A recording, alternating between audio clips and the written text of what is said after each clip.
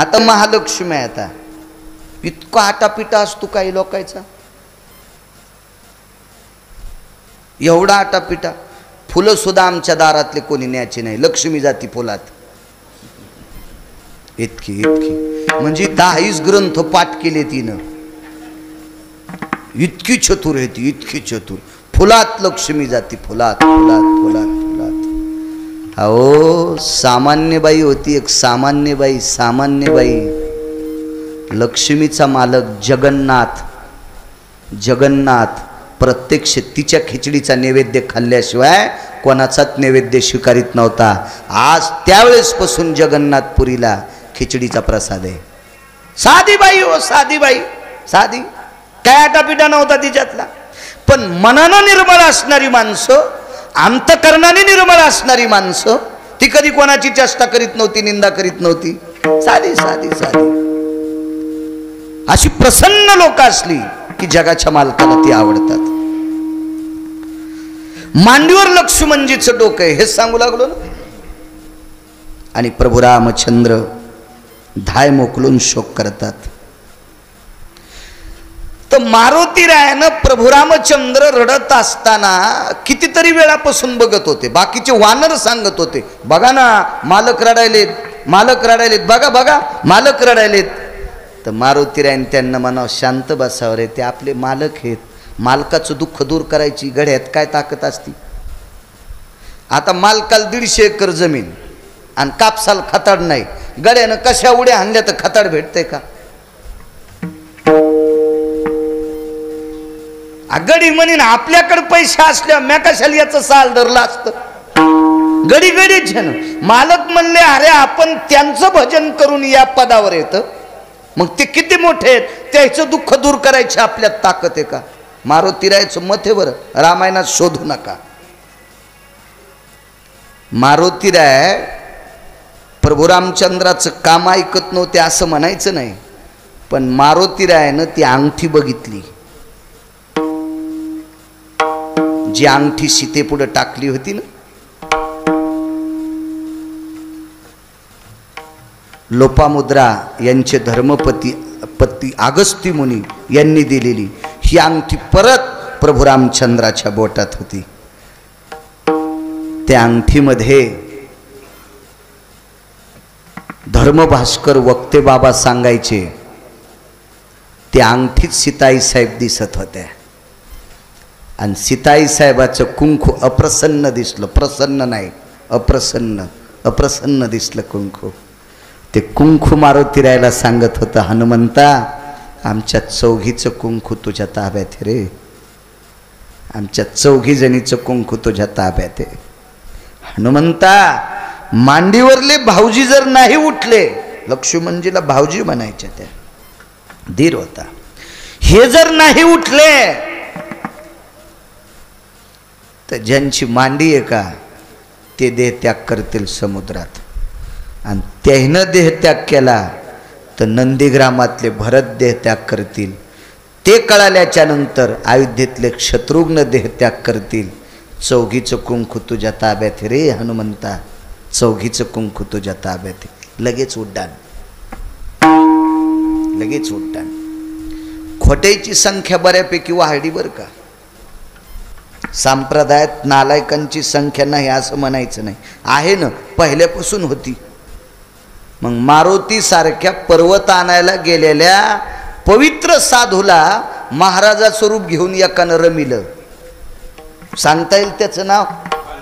कालनेमी. वा, कालनेमी. असे आमच्यात पण कालनेमी असते बरं, कारण त्या काळात होते म्हणजे आता नाही तर असं कसं म्हणायचं, आता पण आहे. मारुती रायनं तो पर्वत आणला. पुराणातले तर मी कितीतरी श्लोक सांगेल, अभंगाचे पण फारसे पुरावे आहेत. मारुती रायाचे अभंग तुकोबारायांनी केली, नाथबाबांनी केली, सगळ्यांनीच केली मारुती रायाचे अभंग. पण एक यांच्यातला पुरावा सांगतो, यांच्यातला शपथ पुरावा. बायका, एक बाई म्हणत होती, वल्यानाया गेले मारवती,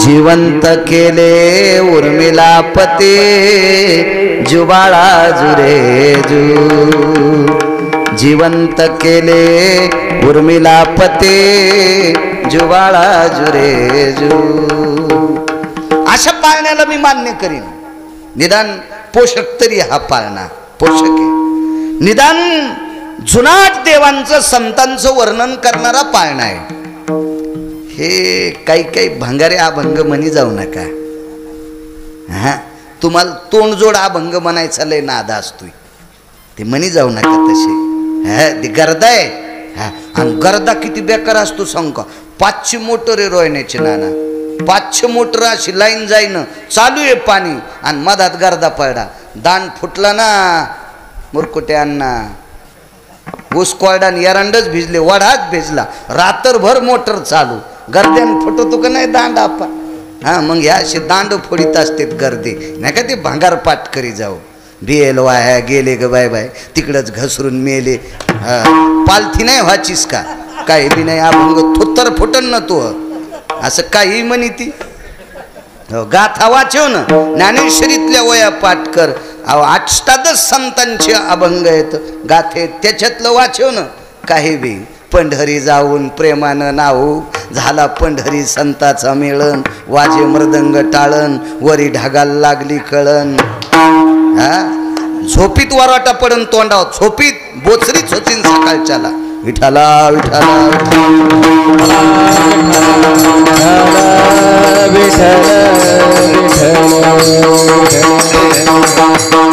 काय माहितीये का शास्त्र म्हणेल ते सांडावे ते राज्यही तृण मानावे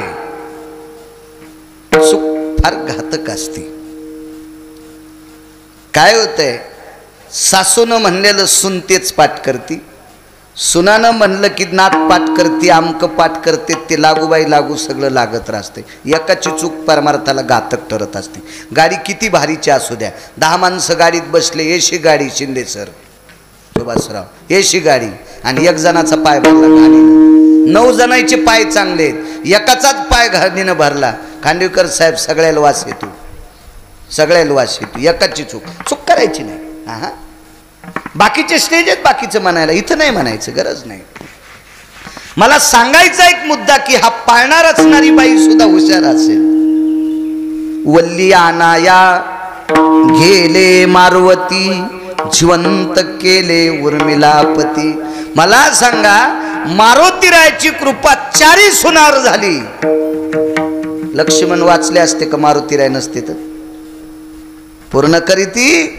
मनोरथ मग मनोरथ पूर्ण करण्याची ताकद संतात आहे म्हणून मालक म्हणतात या संताशिवाय देवाची प्राप्ती नाही त्याचा एक पुरावा सांगतो तुम्हाला मग संत कोणालाही भेटो जातीचा संबंध नाही बरं जातीचा जात लय लांब सोडून द्या हो लांब सोडून द्या राक्षस प्रल्हाद कोणाच्या कुळातले राक्षसाच्या कुळातला प्रल्हाद लहानस पोरग लेकरासारखं लहानस लय पक्वत गोड वाजित आहे किती बारीकस आहे आता आपल्याकडं मस्त झालंय पोरग छान आहे की नाही केदार छान पोरग झालं त्याची गुरुजी चांगले तिथं जवळच त्यांचं आता संस्थान आहे नरोडे गुरुजींचं चांगले अशी लोक जवळ आले की आपलं काम होतंय म्हणजे सप्ताह काही असला जवळ की त्यांच्याकडे असे खूप विद्यार्थी असतात ना आणता येते आपल्याला चांगली व्यक्ती मस्त मस्त हे रामचा मुलगा आहे हो हे जिल्ह्यापेक्षा तालुका मोठा झाला बापापेक्षा जास्त वाजित आहे ते त्याच्या बापाला इतकं येत नाही आता तोंडाव म्हणाल मला ते माघारी धुणं धुवाचा नाद नाही ना विठाला विठाला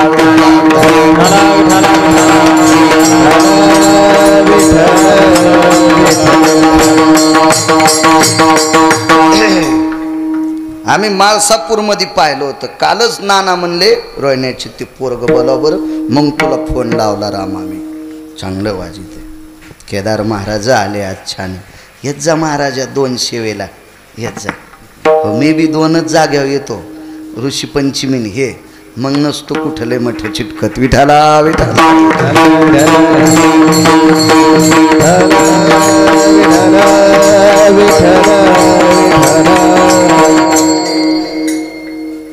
प्रल्हाद राक्षसाच्या कुळातला, घरगुती जरा शिक बाचाबाची झाली. एक सांगू का तुम्हाला, सहजासहजी आतापर्यंत जगात कोणालाच काही भेटलं नाही.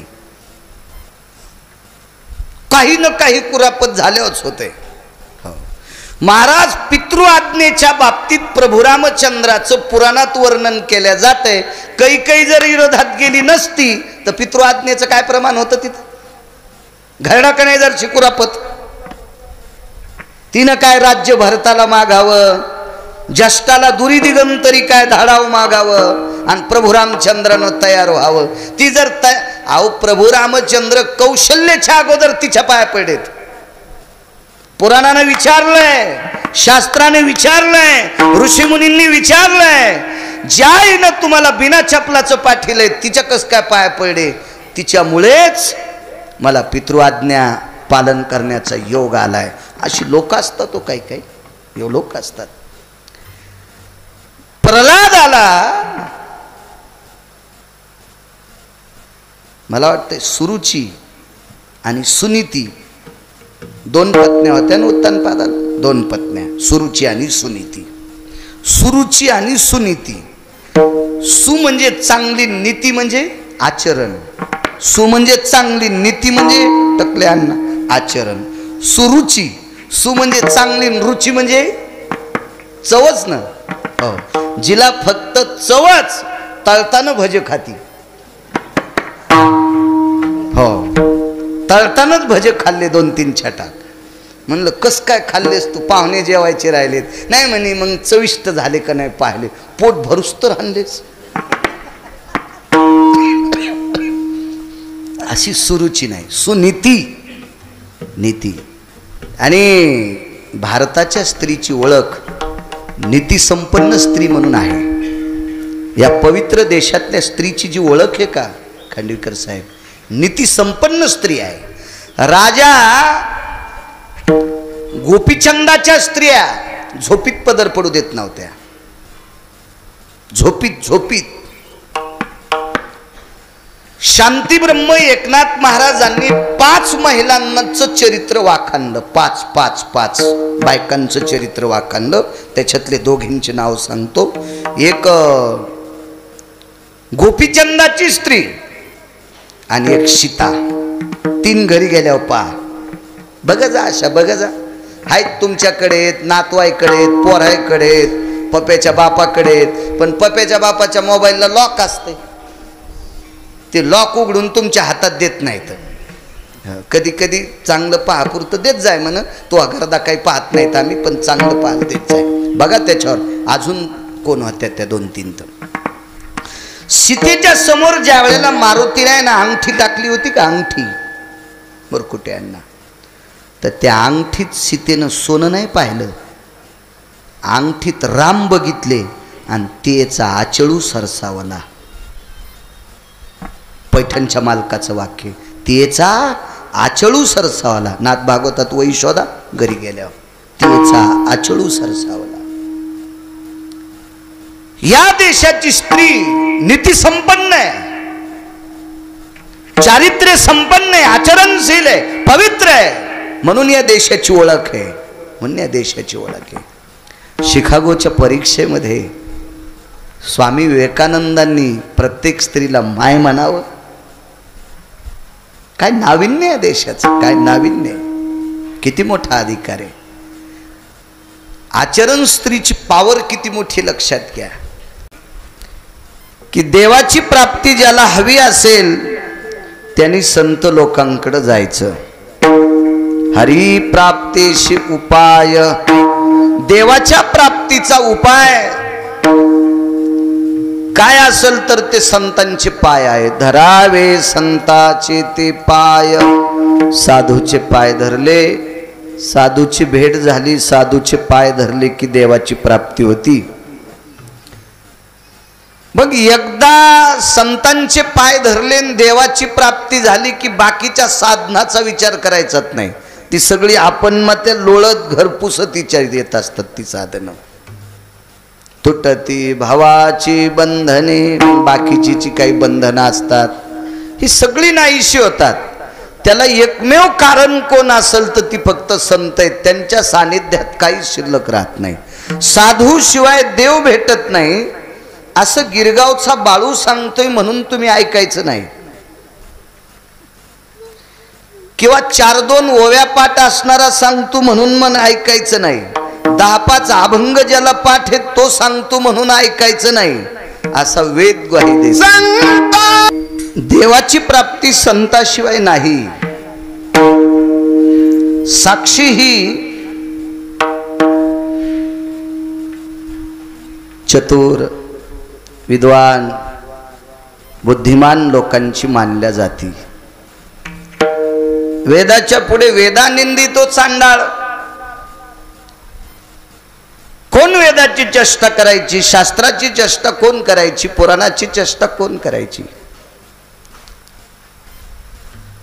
प्रत्यक्ष वेद ग्वाही देतात. संताविने प्राप्ती नाही, आईशे वेद देती ग्वाही. 4 वेद, यजुर्वेद, ऋग्वेद, सामवेद, अथर्ववेद, हे 4 वेद. वेद प्रत्यक्ष बोभावून सांगतात की साधू शिवाय आतापर्यंत देव कुणालाही सापडलेला नाही. तसा मिळतच नाही देव. देवाकडे जाण्यासाठी एकमेव साधन कुठलं असेल तर ती संत आहेत. त्याच्याशिवाय आतापर्यंत कुणालाही प्राप्त झालेला नाही. एका जनार्दनी संत पूर्ण करीती मनोरथ. शेवटच्या कडव्यात पैठणचे मालक सांगतात आपल्या अंतकरणातल्या इच्छा, कल्पना, भावना, मनोरथ हे पूर्ण मात्र संत करतात. एक जणाने विचारलं का हो, जी संत देवाचं भजन करतात मग संतांपेक्षा देव तर मोठा आहे, मग देव का मनोरथ पूर्ण करत नाही. तर देव मनोरथ पूर्ण याच्याकरता करत नाही, तो तुमचा बायोडाटा बघते.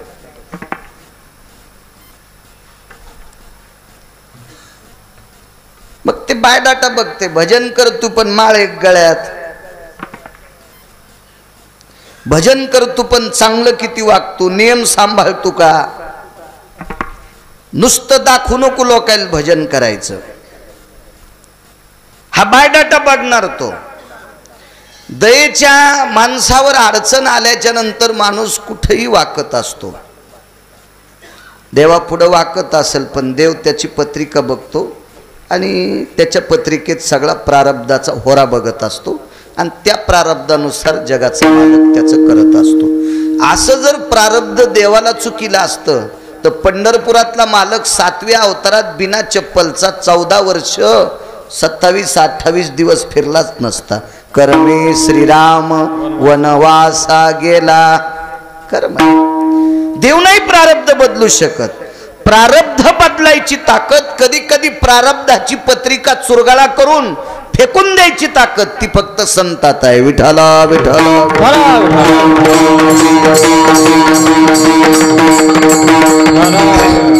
शेवटच्या कडव्याचा एक मुद्दा तुमच्या पुढे मांडतो आणि पहिल्याकडे येतो. देव नाही प्रारब्ध बदलू शकत. मनोरथ पूर्ण करण्याची ताकद देवात नाही. यांचं पत्र न्यावं लागतं संतांचं.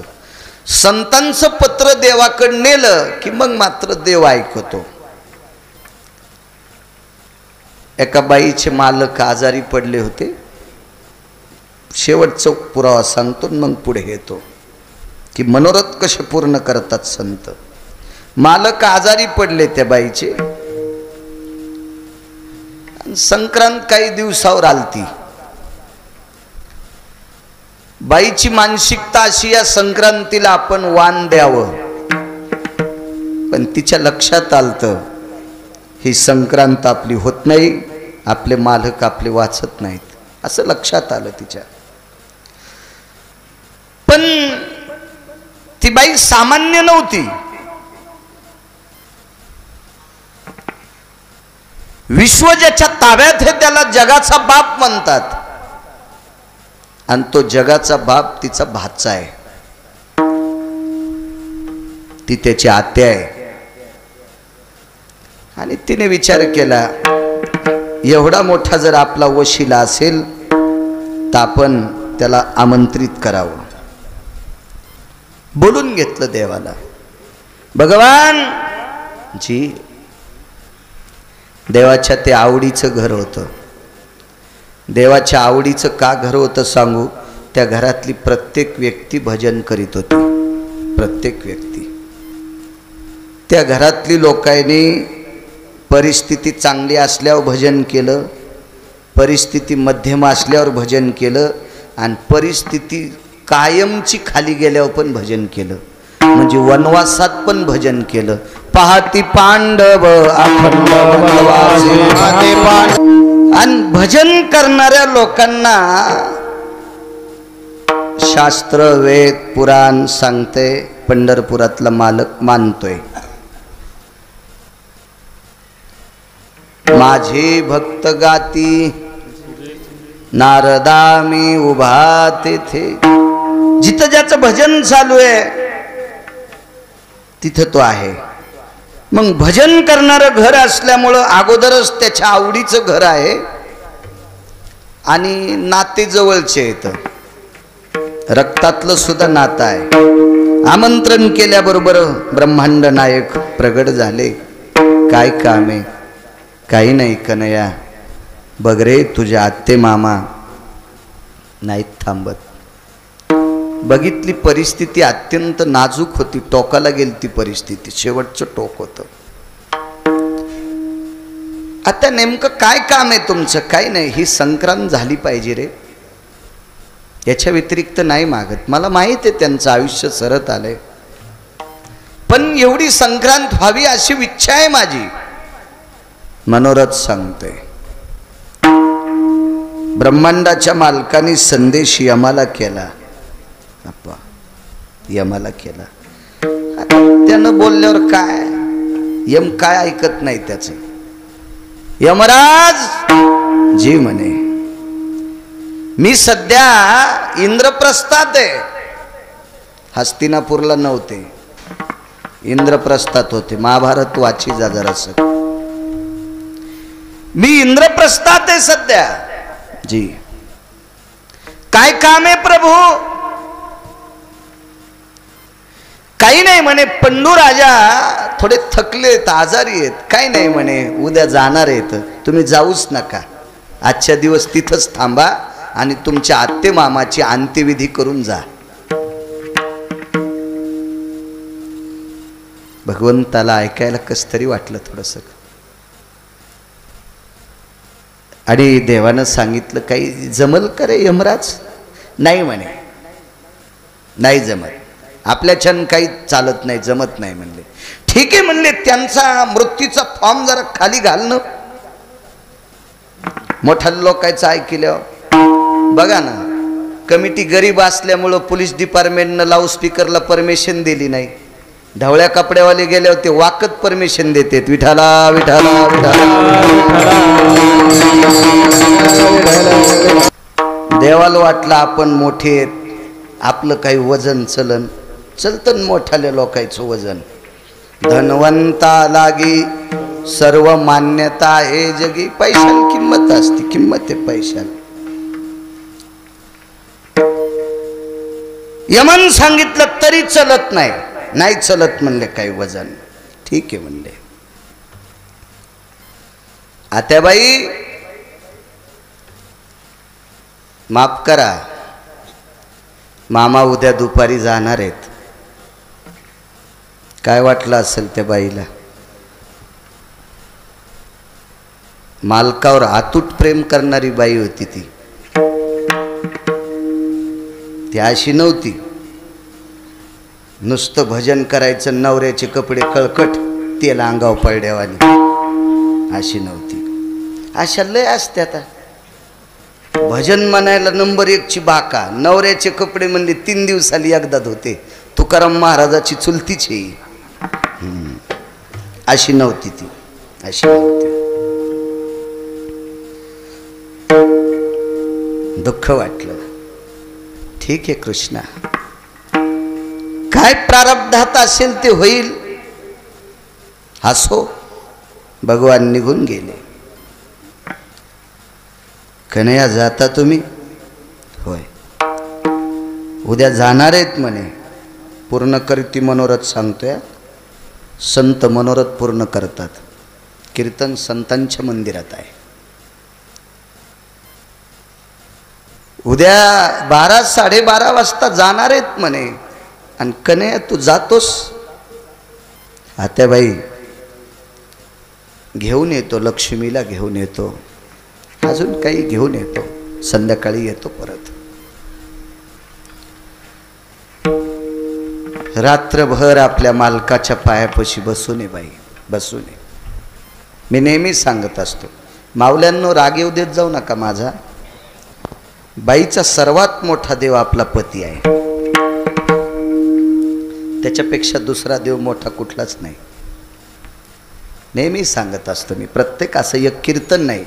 मुलाचा देव आई वडील आहेत, स्त्रीचा देव आपला पती आहे, घरातल्या कमी वयाच्या स्त्रीचा देव घरातले सासू सासरे, ज्येष्ठ माणसतीचा देव आहे, म्हातारी माणसतीचा देव आहे.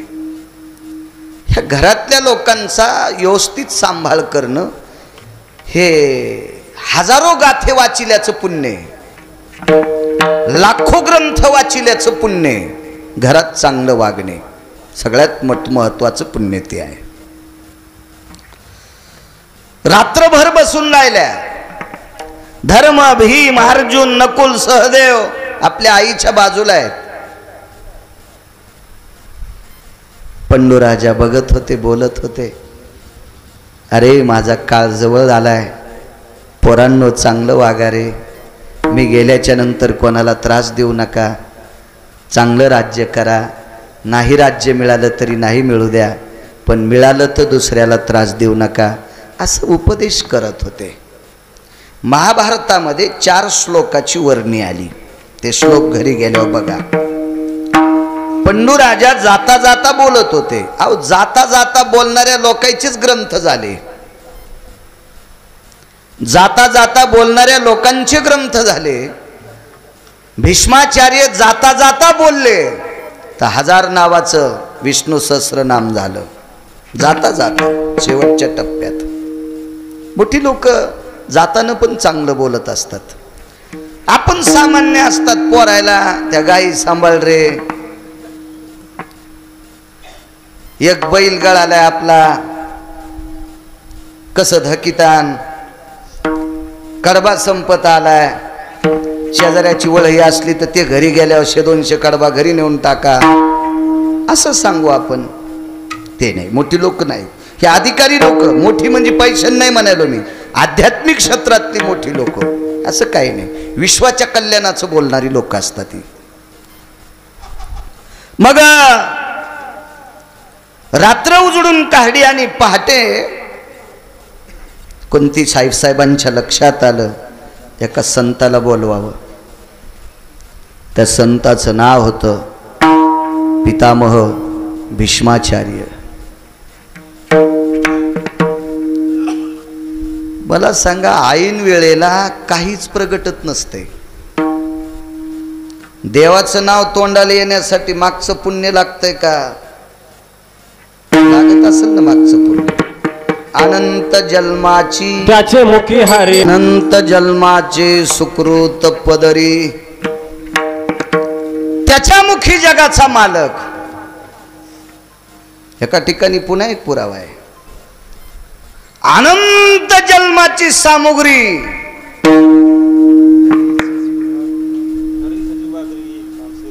क्या बात आहे, वा. थर ब्रह्मांडाच्या मालकाचं नाव जिभेवर येत असते.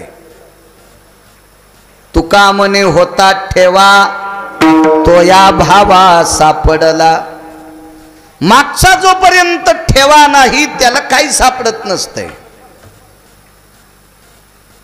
लागतंय मागचं. वैकुंठवाशी मदन महाराज म्हणायचे, जोगवा मागायला त्यानं जावा, आधी ताटात इतकं इतकं पीठ घ्यावा. घरचं पीठ ताटात इतकं इतकं टाकायचं, थोडंसं टाकायचं, आणि मग जोगवा मागायला गेल्यावर पुढच्याच्या लक्षात येतंय मागायला आलं, पण लागतंय ताटात, लागतंय ताटात. नाही वाढीत पुणे. याच्या पलीकडे सांगू का, आपण शेतकरी आहेत, मोटरमध्ये आधी पाणी भरावं लागतंय. एक जण म्हणला आमची मोटरच पाण्यातली आहे, तरी सोमळ्या तिला एक नट असतोय रे, आहे का नाही ना अण्णा, आणि त्याच्यात एखादा गिलास भर पण पाणी टाकावंच लागते. मागचा असल्याशिवाय आप्पा शिल्लकच नाही. मला सांगा, भीष्माचार्य गजमल दादा शेवटच्या टप्प्यात भजन करीत होते, त्यावर ते आधीच पुण्यवान असते न लहाने सर, ते आसन्न मागचा साठा तसं येत असतं का? नाही. मुनिश्री भीष्माचार्यांना आमंत्रित केलं. विश्वातला एक नंबरचा ब्रह्मचारी, एक नंबरचं ब्रह्मचारी पद भीष्माचार्यांना आहे. त्याच्यान पुढं मग सगळे आले, तनपुरे बाबा, बाकी सगळे आले. आणि संन्यासातला एक नंबर आहे मारुतीराय. त्याच्यानंतर मग बाकीचे आले. हो, मारुतीरायाचं तर काय वर्णन करावं या लोकांचं, तो अधिकारच मोठा आहे त्यांचा. असा एक ब्रह्मचारी आमंत्रित केला, व्यथा सांगितली. गुरुदेव, एक संक्रांत होईपर्यंत कपाळावर कुंकू असावा, पूर्ण करीती मनोरथ. याच्यावर सांगतोय, पूर्ण करीती मनोरथ. येतो पुढे, येतो पुन्हा येतो नंतर. पितामह भीष्माचार्यानं सांगितलं एवढंच काम आहे? हो, बाकी काही नाही म्हणे. म्हाताऱ्याच्या असं लक्षात आलं, घरगुती जरा वाद होता, घरची घरी भांडणं होते, आणि हे जरा त्रास देऊ लागले. ने कौरव इंद्रप्रस्थ दिलेलं बी हिसकून घेतलं का काय असं वाटत होतं. इंद्रप्रस्थ दिलं तर त्यांना तेही घेतलं की काय, असं नाही म्हणे, असं काही विषय नाही. कुंतीनं सांगितलं, पितामह, हे जरी विसकून घेतलं तरी हरकत नाही. त्यागेषु प्रांतेषु जायते, आम्ही हा प्रांत सोडून जाऊ, दुसऱ्या प्रांतात राहण्यासाठी परवानगी देणार नाही. असं कसं शक्य आहे? ते तिकडे जाऊ आम्ही, फक्त एक संक्रांत होईपर्यंत वाण द्यायचंय, कारण बाईनं हत्तीवर बसून वाण दिलं आणि ते परत करायचंय.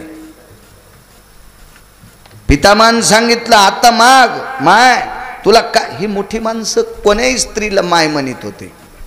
इथं बसलेल्या काही लोकांना माहीत असेल, घरातले जुनाट माणसं सुनाला सुनबाई म्हणत होते.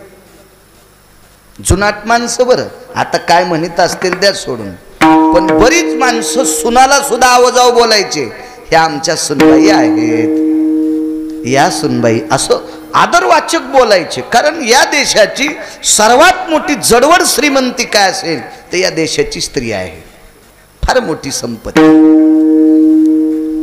माय अजून काही मागण्या येतात? काहीच मागण्या नाही म्हणले.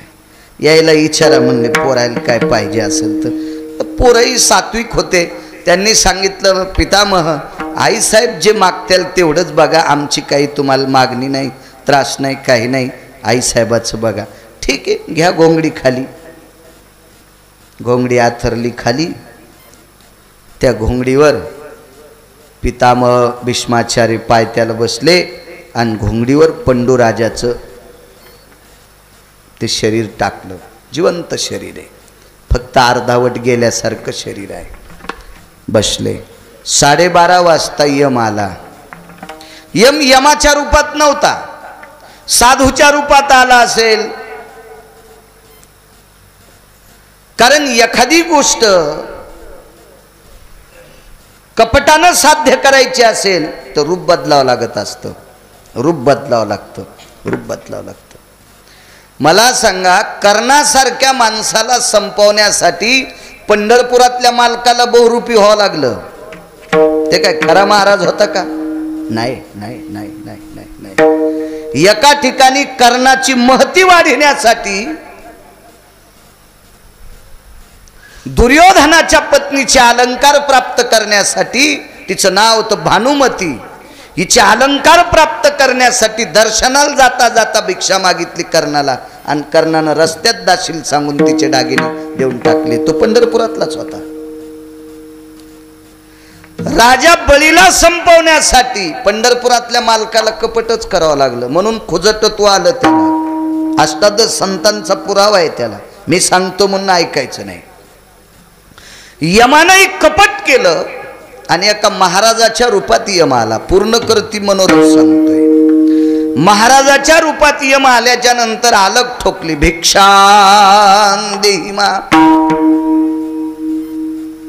सात्विक बायका आपल्या भावना प्रधान आहेत, पुण्यशील आहेत.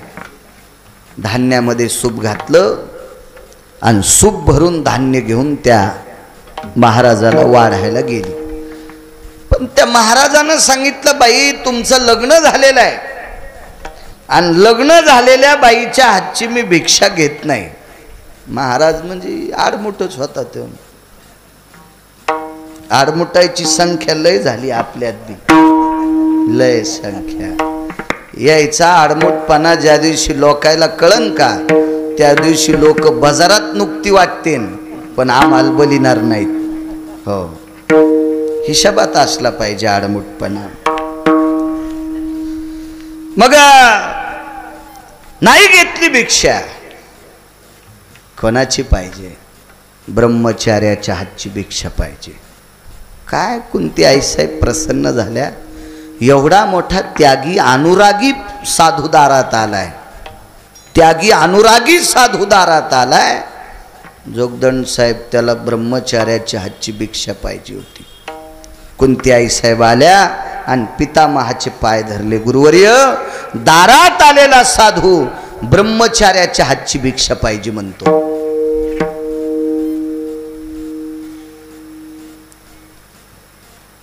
ठीक आहे, ठेवा इथं सूप, सूप ठेवा, मी वाढतो त्याला. तर ठेवा म्हणल्यावर सूप ठेवून दिलं त्यांच्यापाशी धान्याचं. ते बोंबलून जोरात, माय वाहन नाही तर मरतो.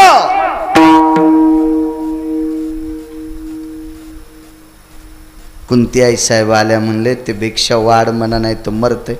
अरे ते धान्य मागायला आल्याला महाराजेनं, तो कांती भिक्षा मागायला आला का?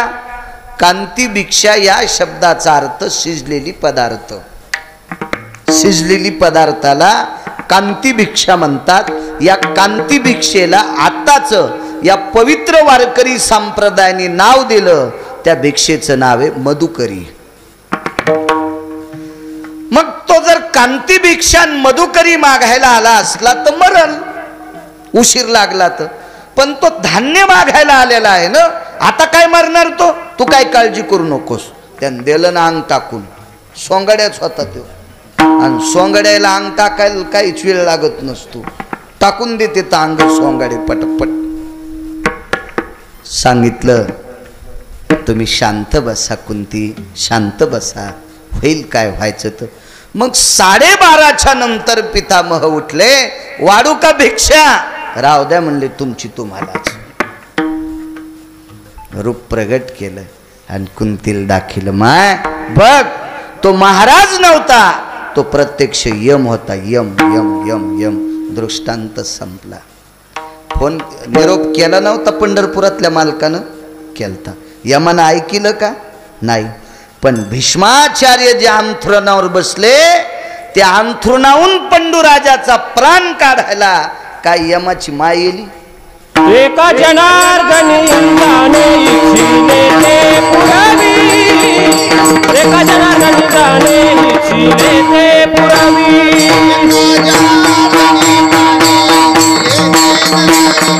एका जनार्दनी प्राणी इच्छिले ते झाले संतासी आसने, पूजा करी खायावा जमाने. एका जनार्दनी जाणे इच्छिले ते पुरावी.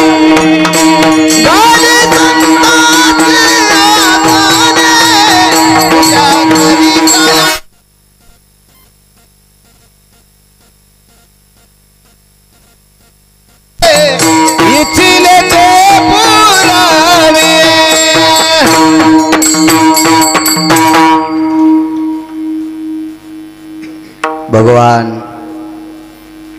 अथक प्रयत्न करत होते पण नाही प्राण थांबला. साधूच्या सानिध्यात संत जवळ आल्याच्या नंतर यमाची काय टप्परे प्राण न्यायची. पूर्ण करीती मनोरथ.